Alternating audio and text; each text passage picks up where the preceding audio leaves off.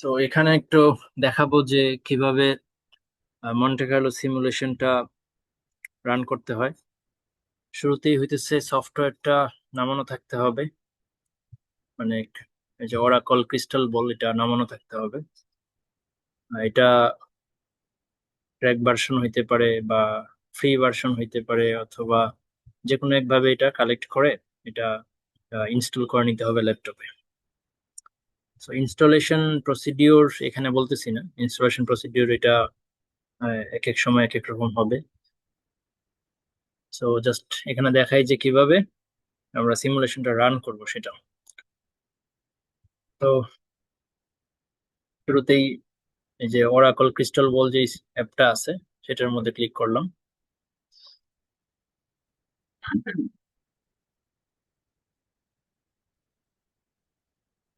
তো এখানে ওপেন হওয়ার পরে এখানে তিনটা অপশন দেখাবে, ইউজ ক্রিস্টাল বল, ওপেন ওয়ার্কবুক, ওপেন এক্সাম্পলস। তো আমি ওপেন ওয়ার্কবুকে ক্লিক করলাম। ওপেন ওয়ার্কবুকে ক্লিক করলে আমাকে ফাইলে নিয়ে গেল। সো আমি কোন ফাইলটার উপরে সিমুলেশন রান করতে চাই সেই ফাইলটা আমাকে চুজ করতে হবে। আমি ফাইলটা এখান থেকে নিতেছি, যে ওপেন করলাম।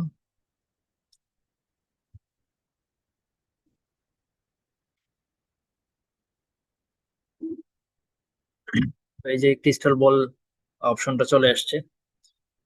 সো এখন যেটা করব, ক্রিস্টাল বলে ক্লিক করব। ক্রিস্টাল বলে তাহলে কিছু মেনু আসবে। আমি অল্টারনেটিভ ভ্যালুয়েশন ওয়ানে যেতেছি, মানে ভ্যালুয়েশনের যে শীট আমাদের থাকে সেখানে হইতেছে আসতে হবে। তো এখানে শুরুতেই কিছু ভেরিয়েবল ঘোষণা করা আছে, অ্যাজাম্পশন, কিছু অ্যাজাম্পশন ঘোষণা করা আছে, যেমন সেলস গ্রোথ একটা অ্যাজাম্পশন, অপারেটিং কস্ট একটা অ্যাজাম্পশন। এগুলো হচ্ছে ভেরিয়েবল, আসলে এক একটা ভেরিয়েবল। সেলস গ্রোথ চেঞ্জ হইলে আমার পুরা ভ্যালুয়েশন চেঞ্জ হয়ে যায়। ঠিক আছে, সাপোজ এখানে এই যে ফোরকাস্টিং যেটা, মানে 2010, 11, 12 তো গিভেন ডেটা, এটা হিস্ট্রিক্যাল। তো এই তিনটার উপর বেস করে আমি হইতেছে এটা ফোরকাস্ট করছি। এটা অ্যাভারেজ হইতে পারে, অথবা নিচেরটা হইতে পারে, নিচেরটা হইতেছে কেগার, মানে সিএজিআর, যে 2010 থেকে 2012-তে কত পার্সেন্ট গ্রো করছে। সো এটা কেগারের ফর্মুলা যে উপরে আছে, কেউ চাইলে কেগার ইউজ করতে পারবে, কেউ গ্রোথ ইউজ করতে পারবে, যেভাবেই হোক না কেন এটা ফর্মুলা দিয়ে আনতে হবে। বিষয়টা এরকম না, ডিরেক্ট ম্যানুয়ালি ইনপুট দিয়ে দিলেও হবে যে আমার মনে হইতেছে কোম্পানিটা 2011-12 সালে 24%, 16% গ্রো করছে, আমার মনে হইতেছে নেক্সট পিরিয়ড গুলাতে সে 25% করে গ্রো করবে। সো এখানে ম্যানুয়াল ইনপুট 25% দিয়ে দিলেও হবে। দিলাম। এরপরে অপারেটিং কস্ট সেম ভাবেই ভেরিয়েবল গুলা সবগুলা ডিফাইন করে নিতে হবে।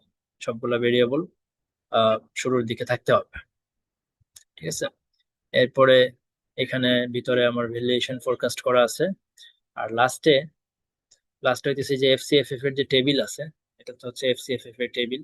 এফসিএফএফ ভ্যালুয়েশনের এই যে ইবিআইটি থেকে ট্যাক্স মাইনাস ডেপ্রিসিয়েশন প্লাস, এই জিনিসগুলা অবশ্যই কমপ্লিট করা থাকতে হবে। আর লাস্ট টেবিলটা হচ্ছে যে টার্মিনাল গ্রোথ রেট, ওয়াক, এই জিনিসগুলা নিয়ে হচ্ছে ভ্যালু পার শেয়ারটা বের করা আর কি।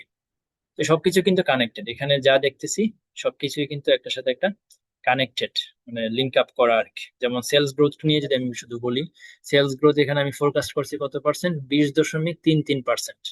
এটা কিভাবে কানেক্টেড দেখাই, সেটা হইতেছে ফর্মুলাতে গেলেই ট্রেস ডিপেন্ডেন্সি ক্লিক করলে দেখাচ্ছে যে এই যে আমার এই জিনিসটা আমি এই পাঁচটা জিনিসের সাথে কানেক্ট করে রাখছি। কিভাবে? 2012-র সেলস ইন্টু ওয়ান প্লাস ওই রেটটা, এই যে E25, তার মানে এটা ইন্টু ওয়ান প্লাস ওই রেটটা উপরের যে এটা 20%। সো সেম ভাবে 2014 কিভাবে আসছে, 2014 আসছে 2013-র রেটটা, 13-র sales into one plus i, এভাবে মানে কানেক্টেড আর কি, মানে জাস্ট কানেক্ট করে দিতে হবে কোনো একভাবে। সেম ভাবে আমি যদি পরেরটা দেখাই, যেমন অপারেটিং কস্ট অফ সেলস, এটা কার কার সাথে কানেক্টেড, সেকেন্ড ট্রেস ডিপেন্ডেন্সি দিলে এই যে দেখাচ্ছে যে সে এই যে এই জিনিসগুলোর সাথে কানেক্টেড। এই যে অপারেটিং কস্ট, অপারেটিং কস্ট আমি হিস্টোরিক্যাল 2010, 11, 12 ইনপুট দিলাম। আর 13টা কি হবে, 13টা হবে হচ্ছে যে 2012-টা, 2012-র যে রেট সেটা মাল্টিপ্লাই, একটা দেখি এটা কিভাবে আসছে।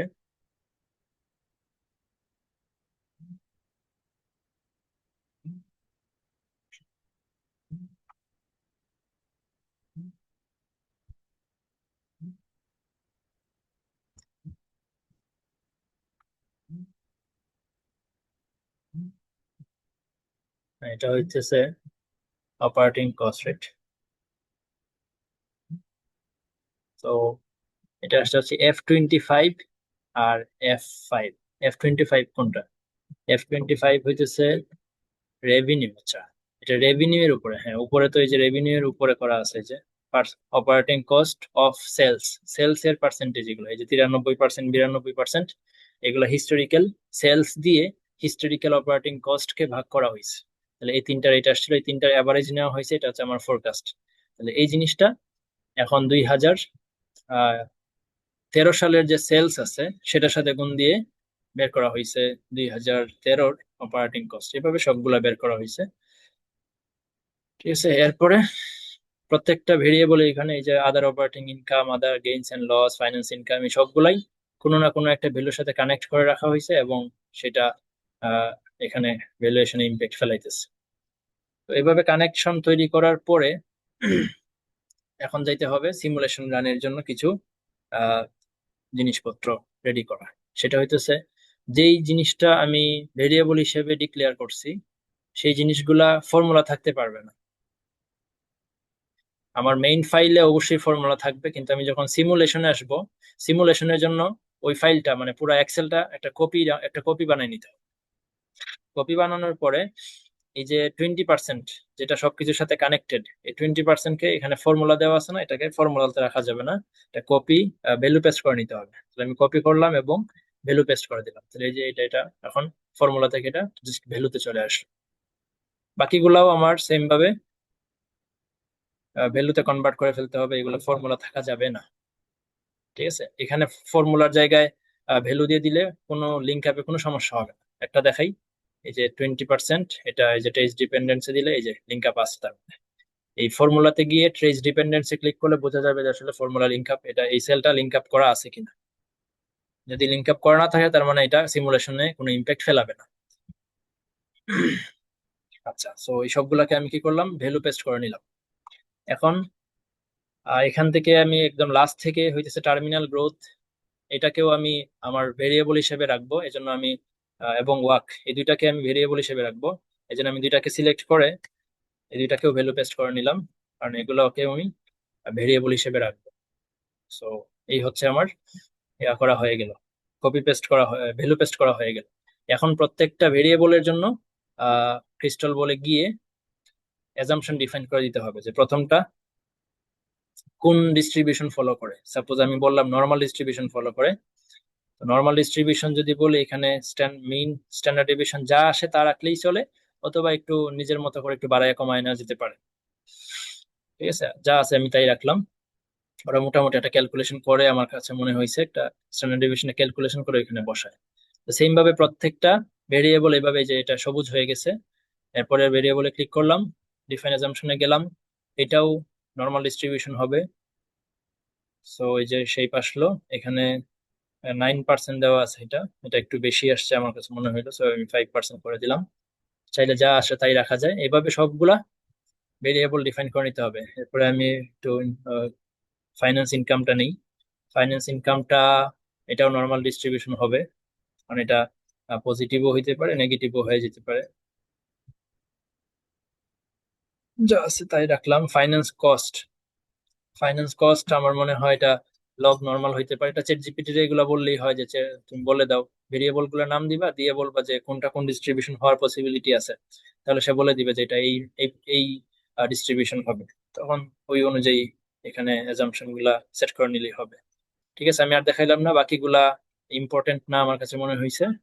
কেউ চাইলে সবগুলা ইনক্লুড করতে পারবে, কোনো সমস্যা নেই, ওইগুলোর ইম্প্যাক্ট কম থাকবে আর কি।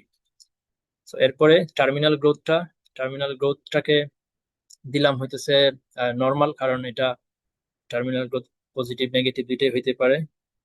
এরপরে আসতেছে ওয়াকটারে আমি দিলাম হচ্ছে লগ নর্মাল, কারণ এটা নেগেটিভ ভ্যালু হবে না কখনোই, ওয়াক এটা পজিটিভ হবে অলওয়েজ। সো শেষ আমার ভেরিয়েবল, মানে ইনপুট ভেরিয়েবল গুলা ডিফাইন করা হয়ে গেছে। এখন যেতে হবে আমার আউটপুট ভেরিয়েবলে। আউটপুট ভেরিয়েবল হচ্ছে আমার ভ্যালু পার শেয়ার, কারণ প্রত্যেকটা ভেরিয়েবলের ইম্প্যাক্ট আলটিমেটলি কার উপরে পড়বে, ভ্যালু পার শেয়ারের উপরে। তো এটা যদি আমরা কোনো কোনো কেসে আমরা এনপিবি করব, কোনো কোনো কেসে আমরা এমআইআরআর বের করব, আইআরআর বের করব। সেই ক্ষেত্রে হইতেছে এনপিবি, আইআরআর, এমআইআরআর তিনটাকেই আমার আউটপুট ভেরিয়েবল হিসেবে সিলেক্ট করতে হবে। আপাতত জাস্ট ভ্যালু পার শেয়ার, এই কেস ওয়ান এর জন্য জাস্ট ভ্যালু পার শেয়ার হচ্ছে আমার আউটপুট ভেরিয়েবল। সো এটাকে আমি সিলেক্ট করে হচ্ছে যে ডিফাইন ফোরকাস্টে যেতে হবে। আগের গুলা ছিল ডিফাইন অ্যাজাম্পশন, ইনপুটের গুলা, আর আউটপুটের গুলা হচ্ছে ডিফাইন ফোরকাস্ট। সো আমার যেহেতু এখানে একটা আউটপুট, তো একবার একটাকে আমি সিলেক্ট করলাম। এই যে এখানে ক্লিক করতে হবে, ক্লিক করে এই সেলটা বলে দিতে হবে। ওকে, তো এটা অন্য কালার চলে আসলো। যদি আরেকটা ভেরিয়েবল থাকতো, যেমন আমাদের অন্যান্য কেসে এনপিবি, আইআর, এমআইআর তিনটা থাকতে পারে, তো সেক্ষেত্রে আমার তিনটাকে কি করতে হবে, এবার ডিফাইন ফোরকাস্ট করে করে এটা ডিফাইন করে নিতে হবে। এতটুকু হয়ে গেলে এরপর রান রেফারেন্স নামে একটা অপশন আছে, এখানে দেখতে পারতেছি। রান রেফারেন্সে ক্লিক করে এখানে অ্যামাউন্টটা বসায় নিতে হবে, যে আমি কতবার ট্রায়াল দিতে চাই। 10,000 বার ট্রায়াল দিতে চাই, নাকি 20,000 বার, নাকি 1 লাখ বার। যার মানে এটা নিজের ইচ্ছা, যত বেশি দিবা তত ভালো। ওকে দিলাম, আমি 10,000 দিলাম, সময় কম লাগবে আমার, কারণ ল্যাপটপে তো আমারটা একটু এত ভালো না। তো বেশি দিলে অনেক সময় লাগে। ভালো ল্যাপটপ হইলে 1 লাখ 2 লাখ দিলেও কয়েক সেকেন্ডে হয়ে যাবে। তো এতটুকু সেট করার পরে জাস্ট স্টার্টে ক্লিক করলেই চলে আসার কথা।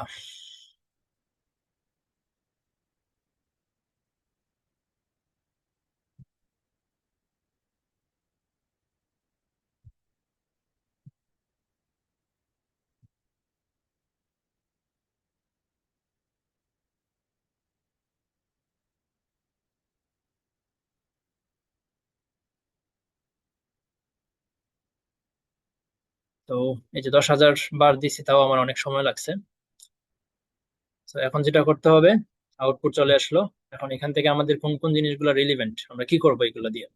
এই যে এডিট অপশনে ক্লিক করে এই যে চার্টটা কপি করে নিব। কপি করে হইতেছে এক্সেলে পেস্ট করে দিব, অথবা রিপোর্টে পেস্ট করে দিব। সেম ভাবে ভিউয়ে যাব। ভিউয়ে যাওয়ার পরে স্ট্যাটিস্টিক্স আছে। এই স্ট্যাটিস্টিক্স, এই যে স্ট্যাটিস্টিক্স গুলো চলে আসলো। এখানে কোএফিসিয়েন্ট অফ ভেরিয়েশন আসছে 0.29, তার মানে এটা লেস রিস্কি। এটার দিকে খেয়াল করতে হবে। এটা কম রিস্ক। 0.5 থেকে কম হইলে এটাকে বলা হয় কম রিস্ক। কম রিস্ক হলে তোমার যে ওয়াক আছে, ওয়াক ক্যালকুলেশনে কম ইম্প্যাক্ট পড়বে, রিস্ক প্রিমিয়ামটা কম করে বাড়াইতে হবে। আর যদি এটা অনেক বড় আসতো, 0.5 থেকে বেশি আসতো, তখন একটু বেশি রিস্ক প্রিমিয়াম আমার ওয়াকের সাথে যোগ করা লাগতো।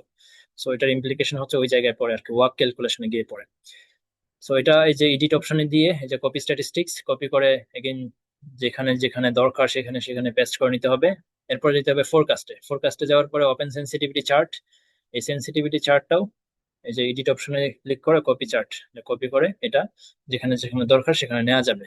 এখান থেকে কি দেখা যাচ্ছে, এই সেন্সিটিভিটি চার্ট থেকে দেখা যাইতেছে যে ওয়াকের ইম্প্যাক্ট বেশি। তার মানে ওয়াকটা হচ্ছে মোর সেন্সিটিভ ভেরিয়েবল। ঠিক আছে, ওয়াকটা হইতেছে এই ভ্যালুয়েশনের জন্য ওয়াকটা হইতেছে মোর সেন্সিটিভ, অপারেটিং কস্টটা হইতেছে সেকেন্ড সেন্সিটিভ, এরকম।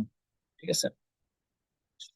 সো এই তিনটা জিনিসই এখান থেকে আউটপুট হিসেবে নিতে হবে। একটা হচ্ছে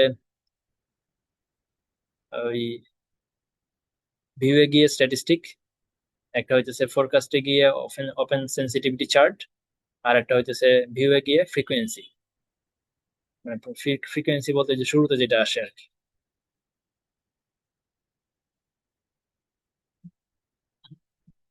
নাটক করে এই যে এই তিনটা জিনিসই হইতেছে আমাদের প্রেজেন্টেশন বা রিপোর্টে দেখাইতে হবে। এরপরে এই জিনিসটা ক্লোজ করে দিলেই হবে, ডোন্ট সেভ। শেষ।